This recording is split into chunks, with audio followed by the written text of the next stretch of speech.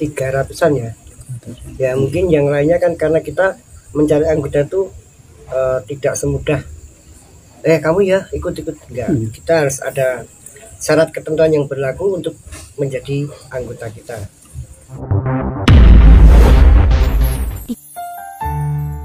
Ikatan Prabu Nusantara gelar ruatan Umbul Dongo, Suro Tumpeng Songo, di Petilasan Keraton Pajang.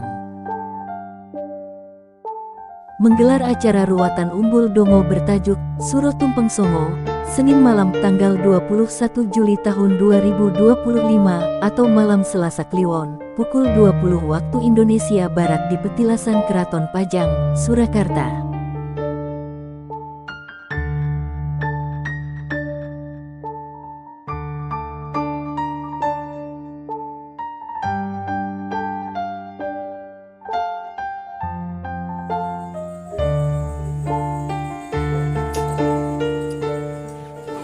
Rahayu sandalipun untuk tansah pinaringan Karahayu. Ada acara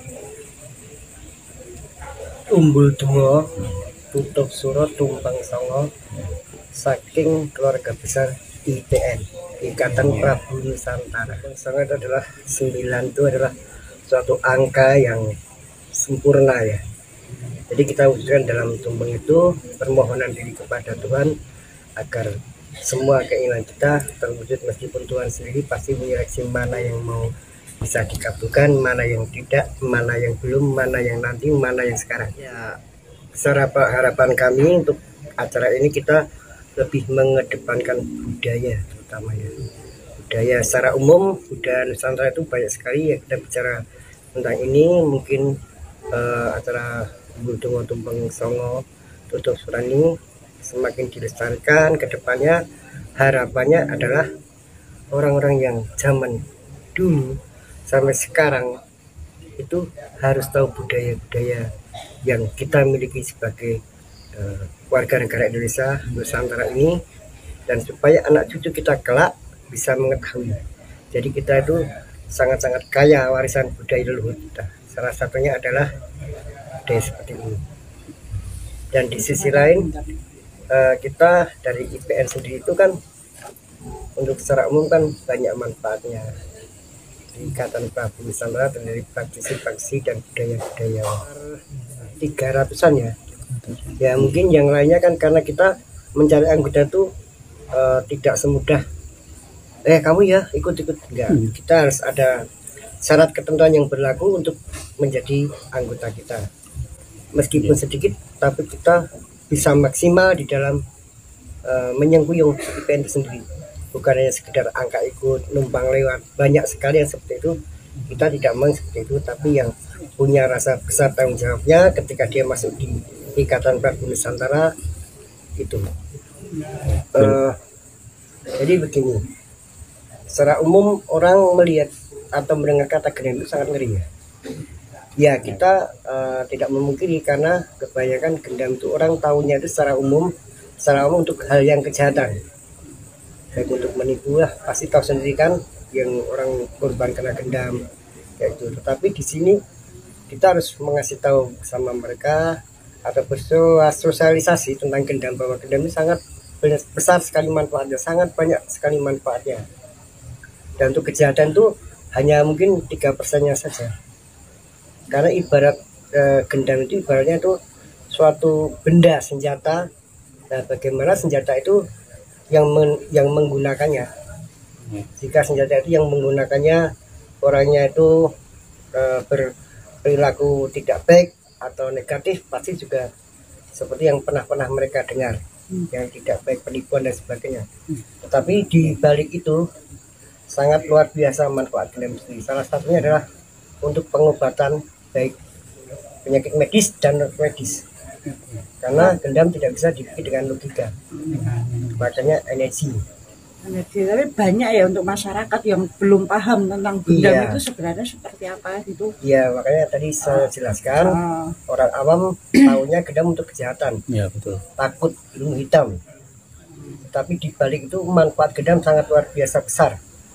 Salah satunya untuk penyembuhan penyakit medis dan medis, untuk dunia keparanormalan yang positif juga sangat banyak manfaatnya untuk atlet, untuk motivasi, bukannya untuk atlet, untuk motivasi, tapi semangat hidup setiap manusia kena gendam energinya untuk motivasi, mereka jadi termotivasi apapun yang mereka inginkan dan menjadikan semangat yang sangat luar biasa menjadi kekuatan bagi mereka. Jadi tadi sudah saya jelaskan bahwa semua gendam itu tergantung manusianya yang memanfaatkannya. Karena semua keilmuan tanpa kecuali berpotensi untuk hal baik ataupun hal buruk. Itu pasti tergantung akhlak manusia itu untuk menggunakannya. Jadi tidak usah takut mendengar kata-kata gendam. Gendam udah, saudara saya sakit tolong disembuhkan lewat gendam.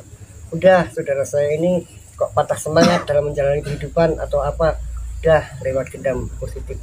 Mereka akan menjadi hal yang diinginkan. Itu salah satu contoh kecilnya untuk hal yang positif. Mungkin zaman-zaman dulu orang melakukannya dengan cara yang sangat luar biasa, termasuk puasa munting, rawat dan sebagainya, termasuk pati geni dan sebagainya. Tapi seiring berjalannya waktu, modernnya dunia sekarang ini sebenarnya dapat didownloadkan, tidak terlalu berat, tapi yaitu tetap harus ada syarat dan ketentuan yang berlaku.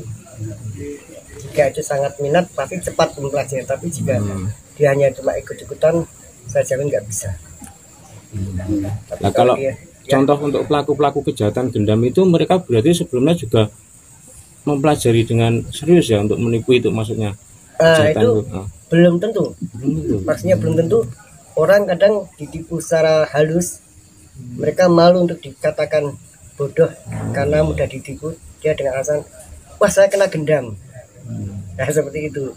Ada juga yang kena gendam beneran, ada juga yang mereka malu mengakui dalam kena kejahatan itu. Wah daripada nanti aku begini, wah aku kena gendam, kejahatan gendam. Akhirnya ya udah, gendam jadi jelek di mana-mana. Sekarang pertanyaannya, kenapa orang yang disembuhkan lewat gendam, dimotivasi lewat gendam, di hal-hal yang positif tentang gendam mereka nggak mau bilang aku digendam jadi baik? Pernahkah dengar itu?